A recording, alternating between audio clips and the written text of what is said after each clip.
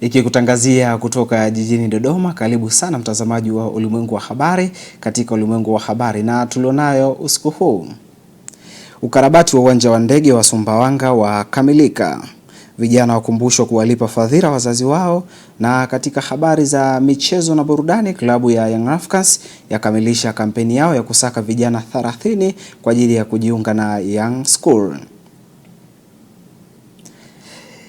Ukarabati na hujambo mtazamaji popote pale ulipo, na karibu katika Ulimwengu wa Habari. Jina langu ni mimi Johannes Michael. Na moja kwa moja tukianza taarifa zetu, ambapo Rais wa Zanzibar na mwenyekiti wa Baraza la Mapinduzi Dr. Hussein Ali Mwinyi amewasisitiza viongozi wakuu katika taasisi za umma kuzingatia upendo, uadilifu na haki katika kuwasimamia wanaoongoza utekelezaji wa majukumu yao. Rais Dr. Hussein Mwinyi ameyasema hayo leo katika kongamano la 3 la kiimani kwa viongozi wa Serikali ya Mapinduzi ya Zanzibar lililoandaliwa na ofisi ya Mufti Mkuu wa Zanzibar, lililofanyika katika ukumbi wa Sheikh Idris Abdul Wakili Kikwajuni, mkoa Mjini Magharibi. Dr. Mwinyi amesema kuwa kongamano hilo ni msingi muhimu wa kukumbushana umuhimu wa kuzingatia maadili katika mtumishi wa umma na jukwaa muhimu la kujifunza uwiano wa kazi kwa misingi ya kiimani, jambo litakaloleta mafanikio na ufanisi katika utendaji wa taasisi za serikali. Usipokuwa mwadilifu huwezi kuendesha ofisi vizuri. Kwa hivyo swala la uadilifu, na hii inatolea mfano tu kwa makatibu wakuu, lakini hii inahusu wakuu wa taasisi, inahusu wakurugenzi, inahusu sote ambao tuko katika nafasi za uongozi. Maadili, swala la maadili limezungumzwa mara kadhaa, na kubwa katika hapa ni kutoa haki. Lazima uwe mwepesi wa kutoa haki kwa kila mmoja, lakini si kwa watu tunaoongoza tu. Toa haki kwa wale ambao wanakuja kufuata huduma kwetu, maana wengine hawapati huduma mpaka utoe rushwa. Kwa mfano, hapa kuna ukosefu wa maadili. Napenda kutumia nafasi hii kumshukuru na kumpongeza Sheikh Saleh Omar Kabi, Mufti Mkuu wa Zanzibar, kwa kusimamia vyema masuala mbalimbali ya kidini nchini. Aidha, ofisi hii imeendelea kusimamia utoaji wa mafunzo ya kiimani, kuhamasisha amani na utulivu nchini, na kubwa zaidi kusimamia maadili yetu. Tunawapongeza sana kwa kazi nzuri wanayoifanya. Mara nyingi nimekuwa nikipokea hizi sifa za nchi yetu kutulia, pendana, lakini mimi nataka niseme kwamba kazi inayofanywa na ofisi ya Mufti ni kazi kubwa. Sasa hivi tu moja mmoja. Wajibu wa kukushukuru sana Mheshimiwa Rais. Kwa hakika uongozi wako huu, viongozi wote waliopita walifanya mazuri na makubwa. Mwenyezi Mungu alipe kheri zao. Nawe Mheshimiwa Rais, wakati wako huu katika uongozi wako umefanya mazuri na makubwa sana katika wakati huu. Jambo lingine ni swala la uwajibikaji. Kila mmoja amepewa nafasi yake kwa mujibu wa makubaliano maalum au maelekezo ya aliyemteua, na kuwekewa masharti na vigezo maalum vya kutekeleza yale ambayo ni maazimio au ndio dira kuu ya utumishi au dira kuu ya serikali au ya ofisi au ya sekta na mfano hayo. Ni nini? Ni kila zuri, ni kila linalopendeza, ni kila ambalo halina madhara, kwa sababu msingi wa Uislamu la dharara wala dhirara. Huna haki ya kumdhuru mwenzio na huna haki pia ya kudhurika wewe. Tajlibu ridha, na jambo hilo linavuta ridhaa ya Allah, walqubuli fil ardhi, na kupokelewa katika ardhi, walqubuli fil ardhi, na kupokelewa katika ardhi. Ukiwapenda watawala, ukiwapenda viongozi, Allah anakupenda, na Allah anaweka kabuli katika ardhi, watu kupendana katikati yao. Na kunako taarifa nyingine kuhusiana na mkuu wa mkoa wa Songwe Legend Jabir Omar Makame amewaonya walanguzi kuacha tabia ya kuwafuata wakulima majumbani na kununua mazao yao kwa bei ya chini. Amesema serikali haitavumilia vitendo vinavyowanyima wakulima haki ya kupata thamani halisi ya mazao yao. Wale wenye tabia ya kuwalangua wakulima, tabia ya kulangua wakulima tumeshaipiga marufuku. na katika mkoa wa Songwe hatutavumilia wafanyabiashara wanaopita kwa wakulima kwenda kuwalangua mazao yao kwa bei ya chini. Tumeshatengeneza mfumo wa uuzaji wa mazao. Kuna mazao yapo kwenye mfumo wa stakabadhi za ghala, yauzwe kupitia mfumo wa stakabadhi za ghala, na hakuna yeyote yule anaruhusiwa kupita huko kwa ajili ya kwenda kuwaibia wakulima kwa kununua mazao kwa bei ya chini. Kwa hiyo katibu tawala huko hapa kwa niaba ya mkuu wa wilaya, simamieni jambo hilo. Hatuwezi kucheka na watu ambao wanataka kuwarudisha wakulima nyuma. Lakini hali kadhalika yale mazao ambayo hayako katika mfumo wa stakabadhi za ghala, tulishaelekeza utaratibu upangwe wa kuhakikisha kwamba kunakuwa na maeneo maalumu ya kuuzia mazao. Kwa mfano kama ghala hili hapa, msimu wa ufuta umepita au bado haujaanza, kama kuna watu wananunua mahindi, ghala linatumika hapa, linakuwa ni soko la nini? La mahindi. Sio watu wapite wapi? Mitaani kwenda kununua mahindi. Soko letu linakuwa wapi? Hapa. Kwa hiyo wanunuzi wote waje kununulia hapa. Sijui kuna zao gani, ghala lipo. Hivi ndio vituo vyetu vya kununua na kuuzia mazao yetu sisi wakulima kwa pamoja. Ukikubali kuuza peke yako huko nyumbani, watakuibia. Sio, umenielewa? Tumeelewana? Kwa hiyo lazima tusimamie jambo hilo, na vyama vya ushirika twendeni tusimamie, tuwalinde wakulima. Halmashauri twendeni tusimamie, tutengeneze utaratibu bora za kusaidia mazao ambayo hayako kwenye mfumo wa stakabadhi za ghala yauzwe kwa utaratibu mzuri, na mazao yaliyokuwa kwenye mfumo wa stakabadhi za ghala yauzwe kupitia mfumo ulioelekezwa. Lakini tushughulike na walanguzi ambao wamekuwa wakipita mitaani kwa ajili ya kuwalangua wakulima. Tuache kulangua mazao ndugu zangu, kwani unamnyima mkulima haki ya kufanya maendeleo yake.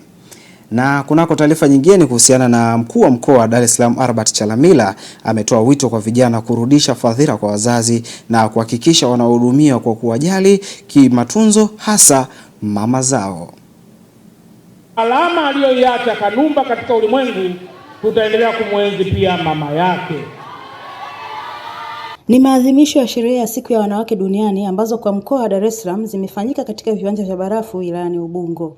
Akizungumza katika sherehe hizo, mkuu wa mkoa wa Dar es Salaam Albert Chalamila amesema baadhi ya vijana wamejilimbikizia mali lakini wamekuwa hawana msaada kwa wazazi wao na kusababisha kubaki katika lindi kubwa la umaskini, na kusisitiza wajitahidi kubadilisha hadhi ya mama zao. Tunaposherehekea pia sherehe hizi, ni vizuri pia tukakumbushana baadhi ya mambo kadhaa, kwamba wanawake ndio nguzo kubwa ya mambo mengi katika taifa letu. Na tunapozungumzia umuhimu wa kundi hili, tunazungumzia jambo nyeti sana katika masuala ya uchumi wa taifa na masuala ya kijamii katika taifa letu. Sisi wanaume wote na wanawake wote tuliozaliwa na wanawake, tunapobarikiwa kuwa na maisha mazuri, hebu tujitahidi sana kubadilisha hadhi ya mama zetu. Leo hapa mjini hapa Dar es Salaam hapa, unakuta mtu amepanga nyumba analipa milioni 8 kwa mwezi, lakini ukienda kuangalia maisha ya mama yake, maisha yako duni kabisa. Anahangaika hata kujitibia hospitali. Ndugu zangu wanawake, mliotuzaa sisi vijana na yote aliyezaliwa na tumbo la mwanamke, Mungu anapokujalia kuwa na maisha bora, nendeni mkabadilishe maisha ya wazazi, lakini hasa maisha ya mwanamke aliyekubeba miezi 9 kwenye tumbo lake. Lakini kikubwa walichoniagiza, wanasema tayari wameshapata mikopo ya 10%, baadhi ya wakina mama wameshapata, lakini kilio chao kwa sasa wanatamani sana kuwe na magulio, kwa sababu wakina mama ni hodari katika uzalishaji, lakini kwenye masoko bado hatujatosheka. Kukiwa na magulio ya kila mwisho wa mwezi ama kila baada ya tarehe 15 itakuwa vizuri, kwa sababu wao watapata nafasi ya kuweza kuuza zile bidhaa ambazo wanazizalisha kwa mikono yao wenyewe. Katika sherehe hizo, Rais Dr. Samia Suluhu Hassan amemzawadia gari mama mzazi wa marehemu Steven Kanumba kama ishara ya kumwenzi mwanawe ambaye alitoa mchango mkubwa katika tasnia ya sanaa ya uigizaji. Kwa hiyo Mheshimiwa Rais wa Jamhuri ya Muungano wa Tanzania Dr. Samia Suluhu Hassan anakutakia wewe mama kila laheri, anakutakia kila lilo jema. Gari hii ni ya kwako. Haya, funguo yako hapa mama. Nimelia sana kuhusu usafiri, miguu imeisha, uzee umeingia. Leo serikali yangu imesikia kilio changu, na Mwenyezi Mungu awabariki, atubariki. Sina cha kusema, pumzika kwa amani mwanangu. Kutoka Dar es Salaam, Nora Damian, Sky TV.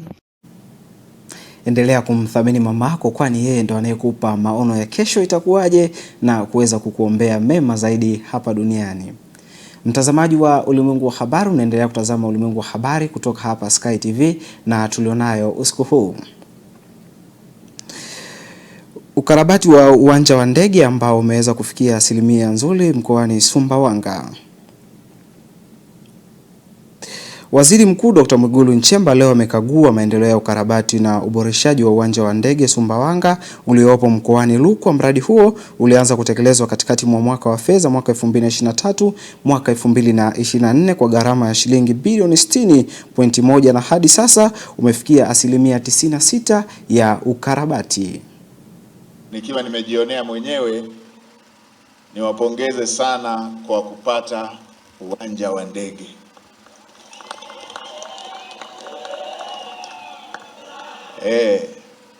Hii sasa sio Rukwa ya zamani. Hii ni Rukwa ya sasa.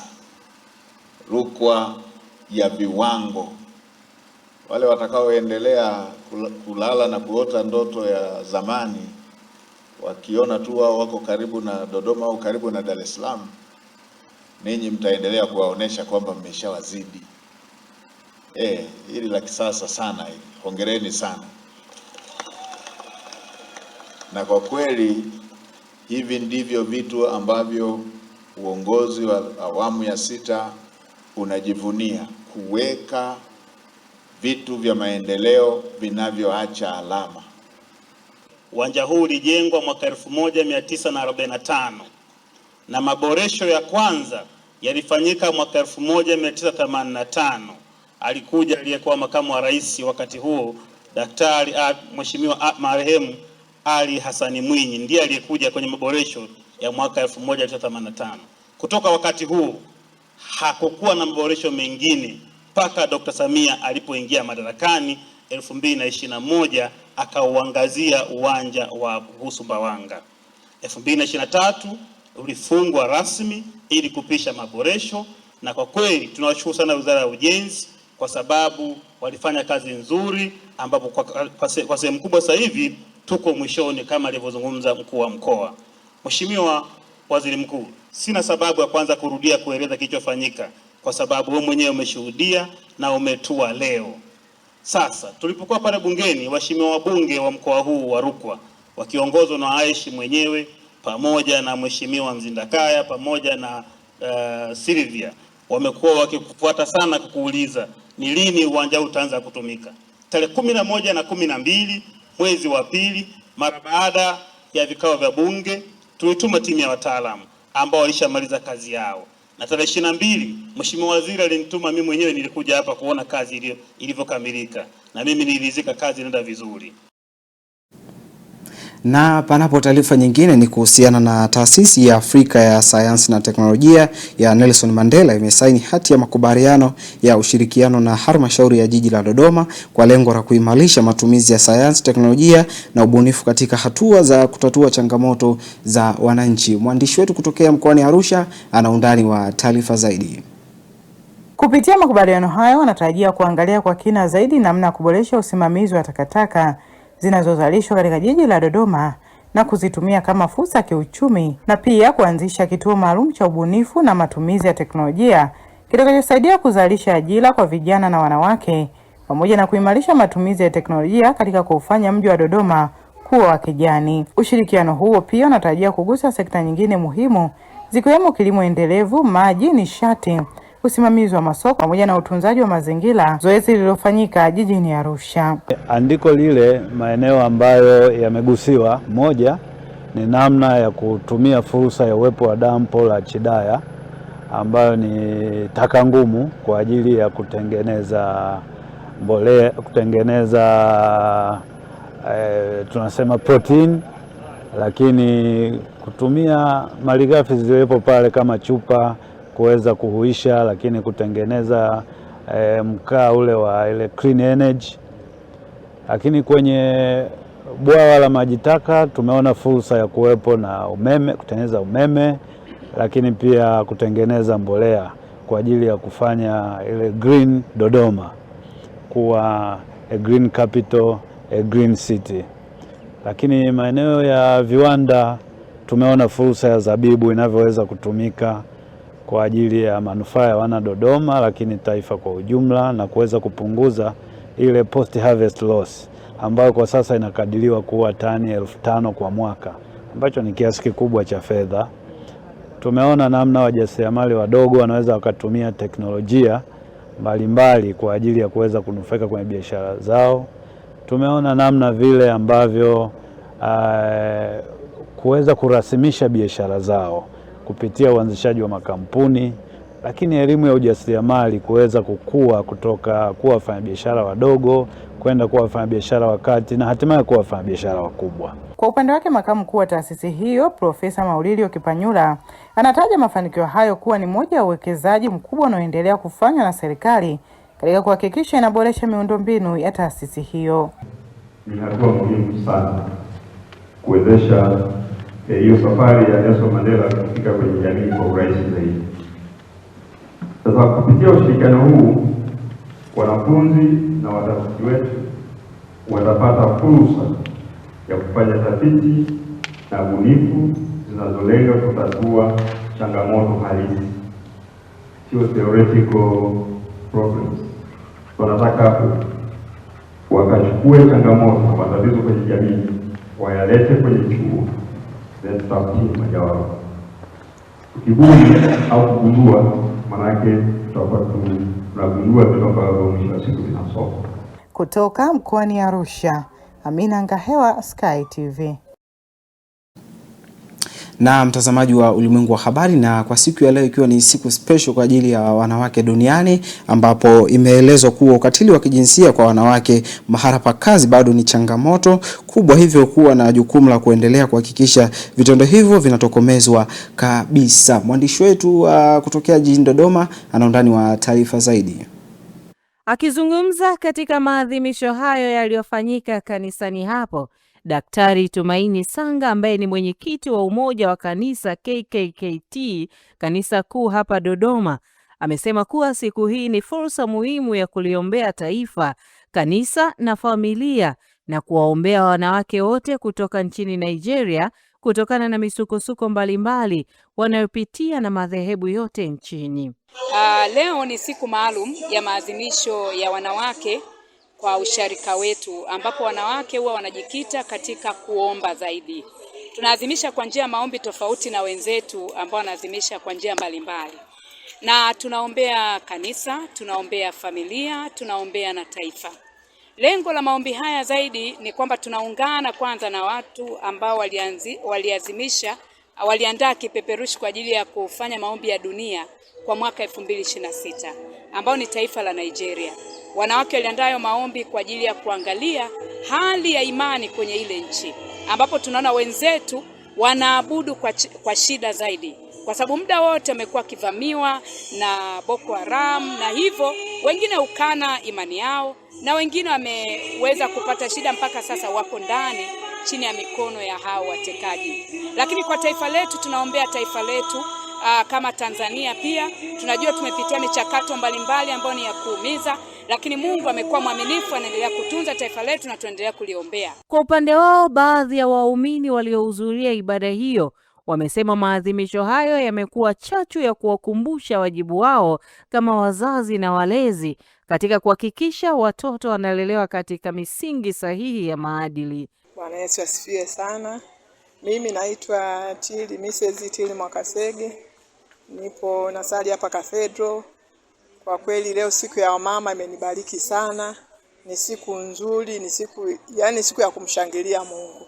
Tumemwona Mungu kupitia hii siku ya wamama.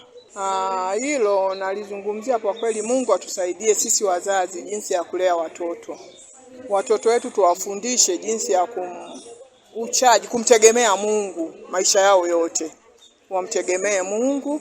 Tuwaelekeze, tuwape maelekezo mazuri. Saa nyingine wazazi tunakuwa chanzo mpaka watoto wanafika walikofika, lakini Mungu atusaidie. Naitwa Anne Ngambi, ni katibu wa Umoja wa Wanawake KKT Kanisa Kuu.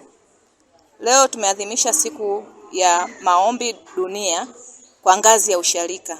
Tunamshukuru Mungu, imekuwa ni siku yenye baraka sana ambapo tumepata nafasi ya kuungana na wenzetu dunia nzima, ambapo tulikuwa tunajikita zaidi kwa nchi ya Nigeria ambao wamepata masumbuko mengi sana ya kuabudu, ya kijinsia na kadhalika. Ujumbe wangu kwa wanawake wote, na waomba sana washiriki katika mambo mbalimbali ya kanisa, kwa sababu bila kushiriki katika mambo ya kanisa huwezi ukaa karibu na Mungu, kwa sababu tunapokuwa pamoja katika kanisa tunakuwa na nafasi ya kulia pamoja na kumuomba Mungu kwa ajili ya familia zetu, kwa ajili ya nchi yetu, kwa ajili ya kanisa letu. Maadhimisho ya siku ya wanawake duniani hufanyika kila mwaka tarehe 8 mwezi Machi, yakilenga kutambua mchango wa wanawake katika jamii pamoja na kuimarisha usawa, haki na maendeleo ya wanawake duniani. Kutoka Dodoma, Lai Saidi, Sky TV. Na mtazamaji wa Ulimwengu wa Habari, tunapata mapumziko mafupi, kisha tutakaporejea tutakuletea habari za michezo na burudani.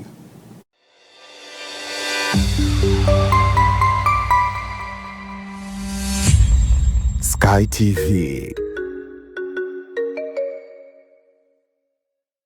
Habari, jina langu ni Sarah kutoka ZIC. Kazi yangu ni kukuongoza katika kufanya maamuzi sahihi ya kujikinga wewe na mali yako dhidi ya majanga yasiyotarajiwa kwa kupata bima kutoka ZIC. Je, unaifahamu ZIC? ZIC ni shirika la bima lililoanzishwa mwaka 1969 kutoa huduma za bima kwa wananchi, taasisi za umma na binafsi kwa lengo la kulinda uchumi wa watu binafsi na nchi yetu kwa ujumla. Lengo letu ni kuwa kampuni ya bima inayoaminika na wateja na kutambulika kote Afrika Mashariki. Dhamira yetu ni kulinda na kuwawezesha wateja wetu kwa kuwapa huduma bora na za kuaminika. Baada ya utangulizi wangu, je, ungependa kujua kuhusu huduma zetu? ZIC tunatoa huduma za bima za mali na ajali, na kati ya hizi ni bima ya magari, bima ya wizi, bima ya moto, bima ya mizigo. Je, unazijua branchi zetu? Kuhakikisha tunawafikia wateja wetu nchi nzima, tunatoa huduma zetu kupitia ofisi zetu kuu zilizopo mtaa wa Mpirani pamoja na matawi yetu yafuatayo: Amani, Marubi, Chake Chake, Dar es Salaam, Dodoma, Mwanza, Kahama, Arusha, Tanga, Mbeya na Mtwara. Unajua ni njia gani tunazotumia kuwapa wateja wetu huduma? Tunatoa huduma kupitia ofisi zetu, kupitia mawakala na madalali wa bima waliosajiliwa na Mamlaka ya Bima Tanzania, kupitia mawakala wa Bank Assurance na pia kupitia mitandao ya simu kupitia Voda Bima na Mix by Yas. Karibu ufurahie huduma zetu kwa masaa 24. Tunakujali.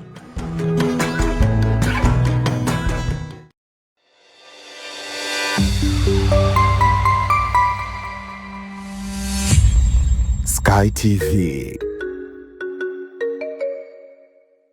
Michezo na burudani imeletwa kwenu na ZIC.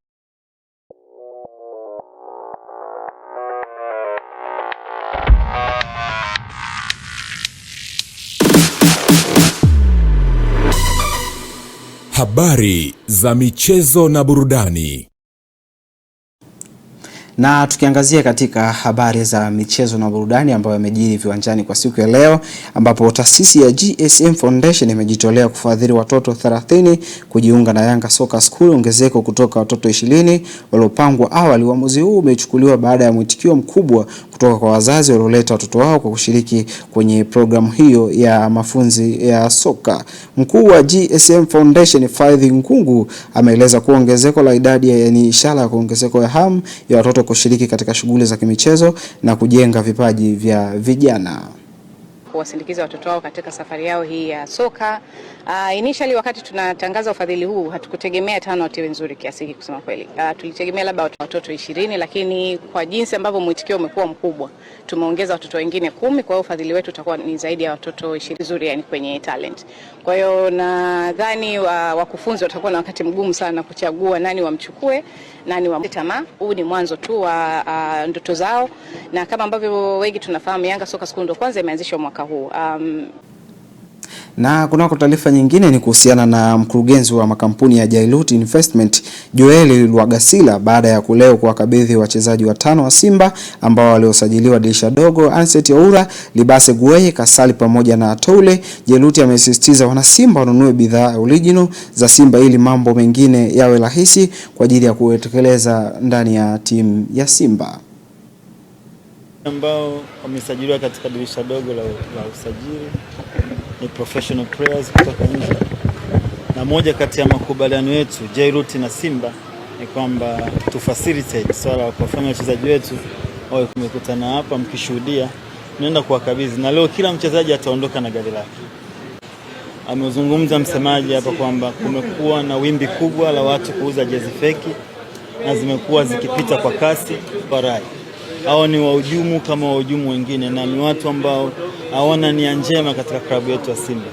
Ili Simba iweze kupata maendeleo, ili sisi Jailut tuweze kufanya yale ambayo tumeahidi wana Simba, wanatakiwa wawe wa kwanza kupiga vita na kulinda maslahi ya klabu.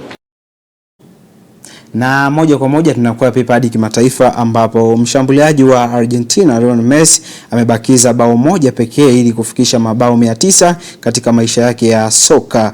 Argentina huyo ambaye kwa sasa ana umri wa miaka 38 alifunga bao katika ushindi wa idadi ya mabao 2-1 wa Inter Miami dhidi ya DC United jana usiku. Mechi iliyofuata ya Inter Miami ni dhidi ya Nivos, mnamo mechi inayofuata ni Inter Miami dhidi ya Nazifel mnamo March 11. Cristiano Ronaldo, mpinzani wa muda mrefu wa Messi, alifikisha mabao 900 mnamo Septemba 2024 wakati Ureno ilipocheza dhidi ya Croatia. Na mtazamaji wa Ulimwengu wa Habari, na hapo ndo mwisho wa habari za michezo na burudani, lakini moja kwa moja nakupeleka katika utabiri wa hali ya hewa kuweza kujua kuanzia saa 3 usiku ni nini ambacho kitatokea. Habari za wakati huu, na leo ikiwa ni maadhimisho ya siku ya wanawake duniani 2026, na kauli mbiu ya mwaka huu ikiwa ni haki na usawa kwa wanawake na wasichana, msingi jumuishi kufikia dira ya 2050. Hivyo basi mamlaka ya hali ya hewa Tanzania inapenda kuwatakia wanawake wote heri ya sikukuu ya wanawake duniani. Na baada ya hapo naomba tuendelee na utabiri wa hali ya hewa ambao ni wa saa 24 zijazo.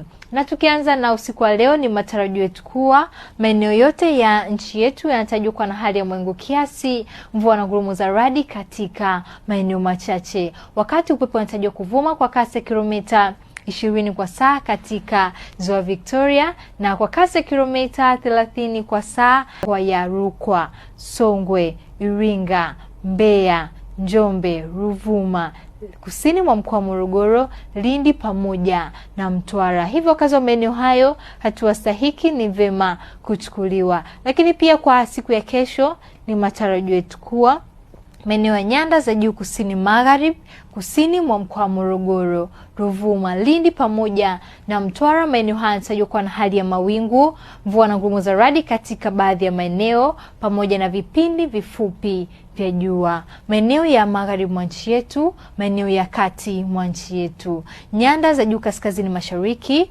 maeneo ya ukanda pwani kaskazini kijumlisha kaskazini mwa mkoa wa Morogoro, maeneo haya yanatarajiwa kuwa na hali ya mawingu, mvua na ngurumo za radi katika maeneo machache pamoja na vipindi vifupi vya jua. Wakati maeneo yanayozunguka ziwa Victoria, maeneo haya yanatarajiwa kuwa na hali ya mawingu kiasi, mvua na ngurumo za radi katika maeneo machache pamoja na vipindi vya jua. Na tupate kuangalia utabiri wa hali ya hewa wa siku zijazo kwa baadhi ya miji hapa nchini. Dar es Salaam, vipindi vya mvua na ngurumo vinatarajiwa. Dodoma, vipindi vya mvua na ngurumo vinatarajiwa. Mwanza, vipindi vya mvua na ngurumo vinatarajiwa. Mbeya, vipindi vya mvua na ngurumo vinatarajiwa. Kilimanjaro, vipindi vya mvua na ngurumo vinatarajiwa. Morogoro, vipindi vya mvua na ngurumo vinatarajiwa. Lakini pia hata kwa Arusha, vipindi vya mvua na ngurumo vinatarajiwa. Na kutoka Mamlaka ya Hali ya Hewa Tanzania hatuna la ziada. Ulikuwa nami Rebecca William, tukutane hapo kesho muda wakati kama huu. Na mtazamaji wa Ulimwengu wa Habari, naondo mwisho wa Ulimwengu wa Habari kutoka hapa Sky TV. Mimi ni Johannes Michael. Lakini kubwa kwa siku ya leo, tukumbuke kwamba ni siku ya wanawake duniani. Je, mwanamke wako umempatia zawadi gani? Mimi ni surprise Mama Johannes, kuna kitu ambacho amekipata, na uwe na usiku mwema.